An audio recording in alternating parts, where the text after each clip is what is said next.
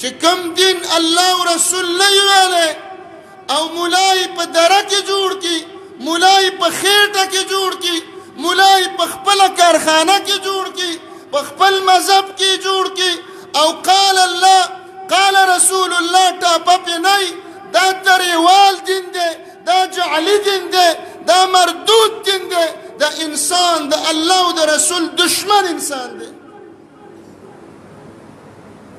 دلته د خلک نیسی په جعلي نوټونو باندې رسول الله علیه السلام به دا مجرمان نیسی، دا به په قیامت کې نیسی. څنګه به نیسی؟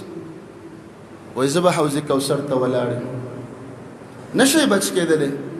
لکه څنګه چې حکومت 2 نمبر خلک نیسی او د جعلي روپو خورولو والا او نوټونو کرنسیانو والا نیسی، نبی علیہ السلام به جعلي مولیان نیسی، جعلي دین والا به نیسی.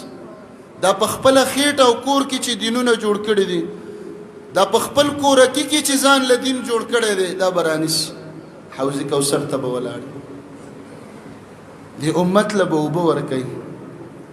او هغه د حوض کوثر داسې اوبه دي چې چا وڅکلې، رسول الله علیه السلام فرمایي لا یظمأ بعده ابدا، ابد الابد د دې نه پس به په د تنده نه راځي. د قیامت د محشر په میدان کې به هم نه تږی کېږي. داسې اوبه دي. ولې به انسان تږی شي چې د جنت اوبه دي او الله پیدا کړي دي او محمد رسول الله پې ولاړ او تقسیمي چې دا چا وڅکلې تنده چرته ده بیا.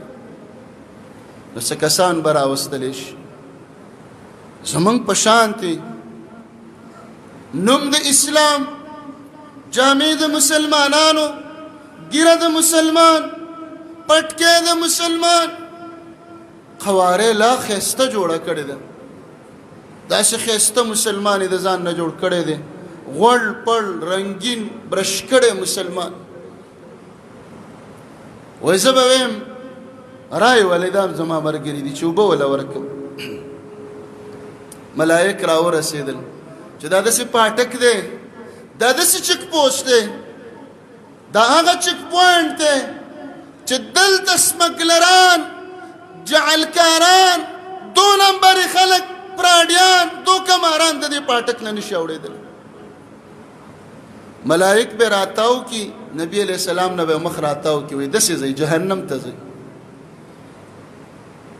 وایي زه به ویم چې دا خو زما ملګري وو، مسلمانانو، کلمې والاو، منځونو والاو، چهره د مسلمان، نامه د مسلمان، لباس د مسلمان، او لاړل په دې چک پوینټ کې ونیولی شو، جهنمیان شول. ملائک به راته وایي انک لا تدري ما احدثوا بعدک. دا الله پیغمبره تا ته څه پته ده؟ ته خو مړ وې او پس د مرګه به تا ته پته نه لګېدله. ستانه وروستو دوی په دین کې نوي نوي کارونه کړي وو. دی مولوي صاحب خپل دین جوړ کړی و، هغه پیر صاحب خپله خانقاه جوړه کړې وه، هغه پیر صاحب بل چې دی تصوف جوړ کړی و، هغه بل بله ډیکوسله جوړه کړې وه، هغه بل بله ډیکوسله جوړه.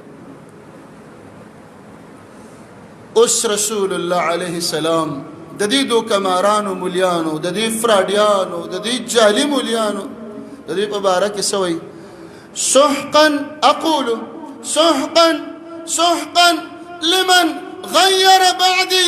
زبویم یا الله تبا کدا مولیان، یا الله هلاک کدا مولیان، یا الله غرق و برق کدا مولیان چې زمانه رستو زما دین بدلی او نوی کارونه پکې جوړي. سحقا سحقا دا مولیان دي تباش، دا دي هلاک شي.